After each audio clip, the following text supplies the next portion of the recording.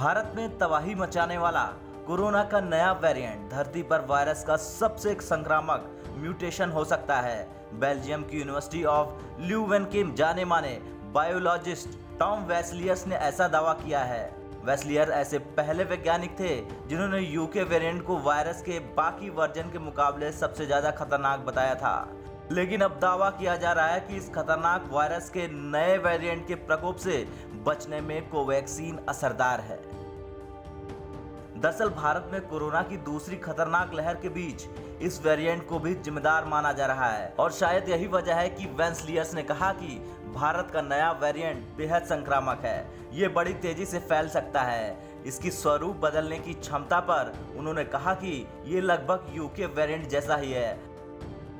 हालांकि अभी तक इस नए वेरिएंट की काट के रूप में भारत बायोटेक की कोवैक्सीन को देखा जा रहा है, क्योंकि अभी तक इस तबाही के बीच कोवैक्सीन के शानदार आंकड़े किसी राहत से कम नहीं है।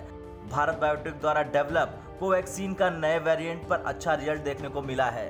देश में रोजाना तकरीबन 4 लाख मामले दर्ज किए जा रहे हैं और हर दिन करीब 4000 लोगों की मौतें हो रही है। ऐसे में भारत बायोटेक की कोवैक्सीन को सहारे के रूप में देखा जा रहा है। ICMR ने दावा किया है कि कोवैक्सीन कोरोना के यूके वेरिएंट और भारत में पाए गए म्यूटेंट वेरिएंट को बेअसर करने में भी कारगर है।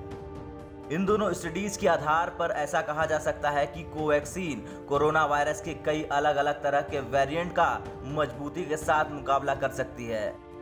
तो वहीं संयुक्त राष्ट्र ने चेतावनी दी है कि भारत में मौजूदा पॉजिटिविटी रेट 19% है, जो कि बहुत अधिक है। इसका मतलब ये हुआ कि भारत में इन्फेक्शन का पैटर्न बिल्कुल वैसा ही है जैसा हम यूरोप और अमेरिका में देख चुके हैं। हालांकि इसका स्केल बिल्कुल अलग था। इसमें जनसंख्या का घनत्व भी एक कारक हो सकता है। रिपोर्ट में कहा गया है कि वायरस इतनी तेजी से आगे बढ़ रहा है कि किसी भी मॉडल के माध्यम से ये समझना मुश्किल है कि ये कैसा फैलेगा।